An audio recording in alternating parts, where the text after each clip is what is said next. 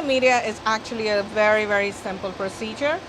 All we need to do is just remove the media that's already in there. That's the spent media, that is, it doesn't have any nutrients left in there anymore, it doesn't have enough nutrients in there, and is full of the waste from the cells.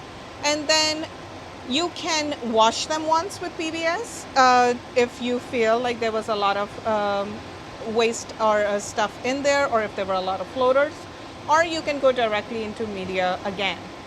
The cells otherwise seemed fine, so I'm actually not going to wash them and allow them to hold on to some of those growth factors and molecules that they were already bound with.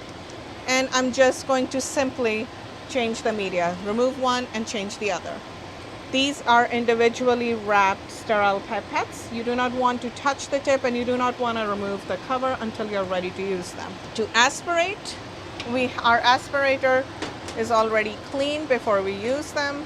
However, we also have some decontaminant here so that we can decontaminate right before we use it.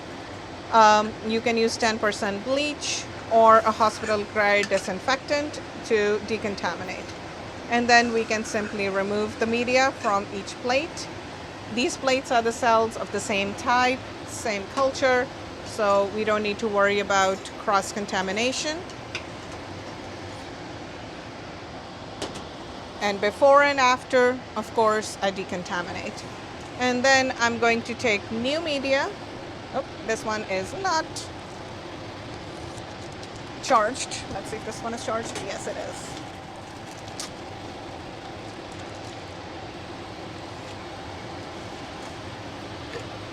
When in doubt, do not reuse the pipette. So even though I had not touched anything with the first one, I didn't feel comfortable using it again, so I did not.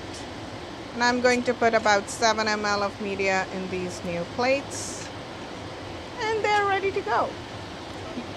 Yes, so one other thing to be mindful of is to make sure that when you're putting your media, that you are putting the media along the edge and not putting it directly in the middle, because that can obviously damage the cells and cause them to come apart, come off the plate, lift off the plate.